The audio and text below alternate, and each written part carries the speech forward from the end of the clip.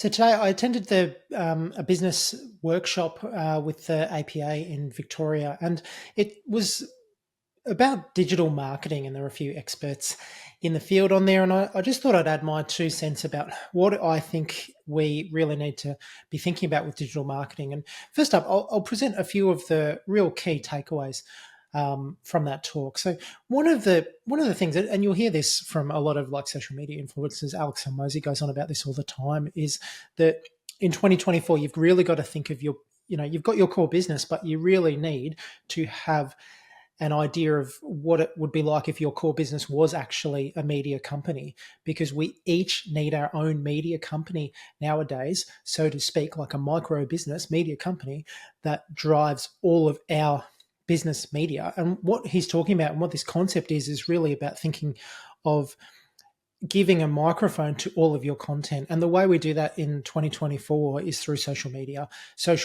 and our digital engagement. That is the media company of the 21st century. And like, this shouldn't be news to anybody. Everyone is on there. Some people do it a lot better than others. And some of the things I learned today would help, I suppose, many practitioners and many practice owners to get an understanding of what it is that you can do with these platforms and how to go about it. So I think one of the key concepts was to think about media in 3 ways, which is the earned media, the owned media, and the paid media. So earned, owned, and paid media.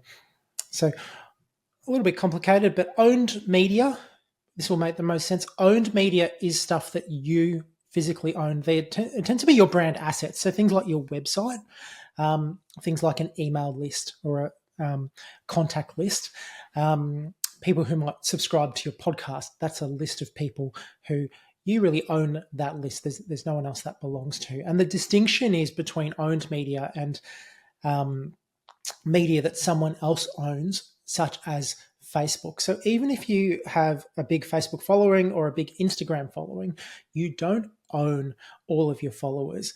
At any one point in time, you could be kicked off that platform for various reasons and you would lose all of those connections. Unlike your email list, where you get kicked off your email, very rarely happens. It shouldn't ever happen. You will still have your list of contacts available. You'll have them obviously saved somewhere. With that. So that's an important distinction when you're thinking about your marketing. And I'll come back to that in a little tick. But what we ended up talking about was this concept of earned media, which is actually the materials that other people produce that are about you. And the reason it came up was because of discussions around, putting up social reviews and Google reviews and this type of thing. And we all know within the APA guidelines, it's a bit contentious as to what you can put up in terms of reviews and testimonials. And I'm not here to go into great detail with that, but in summary, testimonials or reviews that talk about your service in terms of the receptionist was really warm and welcoming. I really enjoyed going to XYZ Physio. They generally are okay. Testimonials that go deep into the detail of I've had chronic back pain for years and I went to see Trish and she cured me. You should definitely go and see Trish if you suffer with chronic back pain. Those tend to be no-nos in the eyes of the APA regulators. So with any sort of Google reviews or any of this earned media, it's important if you are going to republish it, it's important that it sits within the confines of those APA regulations, and everyone should really have a good read of that and be across it. It's something I'll probably put a link in the show notes too. So that's earned media, and essentially you earn it. You've earned the trust of somebody else and they've come out and written a review, or you've got a media outlet or another business has done a write-up on you because you've done a good job of servicing their clients. So that's your earned media. And then the last one is paid media. And this is stuff, obviously, that you pay for.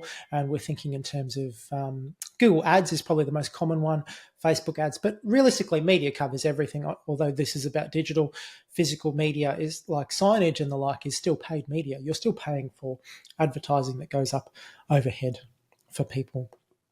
And now the game of media is essentially now moving people from paid channels across to owned channels. And one of the things that a few people said today was around how you've got to pay to play with Instagram in particular. So it's not really enough to just have an organic following. You do need to pay for advertising if you're going to get any kind of return on investment for your, for your time. Obviously, your time isn't free, but if you do want to make the most of those platforms, putting paid content out there is going to give you much broader reach. I think the number, it's almost like 100x. So if you've got 1,000 followers, you might, you put paid content out there, you might get in front of 10,000 eyeballs. So it's something to really think about how that's going to work, because where I reckon so many people go wrong with this is having beautiful content and considering putting a lot of money into their paid channels and everything, which all exist outside of your owned ecosystem. And that's all well and good. But if you're driving them to a website, which is then not really that fantastic to look at and doesn't look very professional, or it just doesn't have the same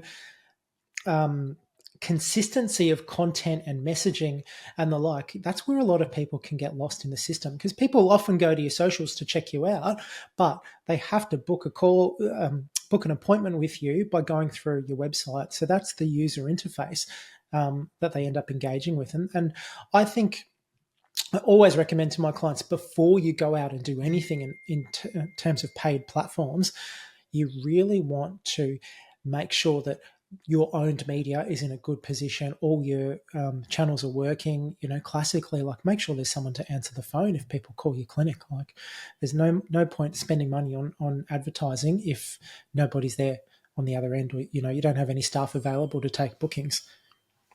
When we're moving people from our social media directly to our website, that's the natural flow. Like I was saying, I think consistency with the type of messaging you've got on there and the practitioners and whatnot, and that's why all your pages need to be up to date and everything. And I think it's important, if you're ever putting out social content, social media is good for short form content. It's a really good strategy to have some long form content that links up with that. So you might actually just have a social, a reel or something about an injury, which links back to a long form piece of written content, which goes into much more detail about that injury per se, and thus drives people to your owned media, your website, and they can see their book an appointment button in there as well. And that's what gets you your conversions. So it's a fairly simplistic view of it. But why that's important is because owned media, so your website in particular, is far more measurable and controllable in terms of what happens with the traffic that's hitting your webpage and how many people are converting across. So those are numbers you can get through your Google Analytics, ideally, if you've got things linked up correctly. Now, essential tip number one from my perspective is you do need to know exactly who your target customer is. The more granular you can be about who you are targeting, the more successful you're going to be with your marketing. Tip number two, it's good to have a presence across all platforms, but nobody can do all platforms successfully at the one time unless they're extremely experienced, and most people go through sequentially building that up. Almost like 1 year at a time. So you've really got to pick one platform. And for most physio clinics, it's probably, if we're looking for target demographic, it's probably Instagram or Facebook, which is where we want to have a big presence. I think Instagram's probably one of the key areas to put energy and effort into, because of it being such a nice visual platform that you can showcase your clinicians on, you can showcase your nice clinic and different things that you do in the workplace. So I reckon that's a great option for you. But really pick one channel and do it really, really well if you're going to do it this way.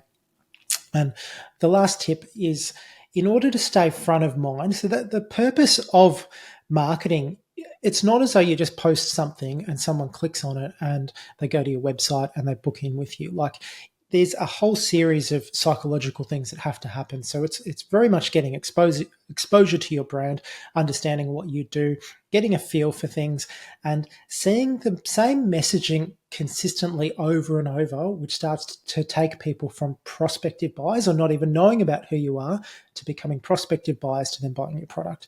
And it's important to remember, regardless of the channel we're on, we want to be building credibility, trust, and authority the entire time. we're posting things. You can't just expect to go out there and post, we've got a free appointment on Friday morning if anyone wants it, and that to just get taken up like that. The ratio people talk about is about 4-1, where you're just giving value to the consumers in terms of that, building your authority or building trust, versus 1 out of 5, so 4-1, asking for something from them, such as to book an appointment. So if you do want to learn a little bit more about this, so I go into quite a bit of detail in my Profits program around building out your target audience. And that's done from a primary practitioner outward thing for your clinic. And I think it's actually a really good module and a really key essential part of building out a good marketing strategy for your business and your brand. So I think it's well worth checking out the landing page for the Profits program if that's something you're interested in. If not, continue to like my content and share it as much as you feel is relevant to the people with you. Continue to create diverse physio practices. Thank you so much. Bye.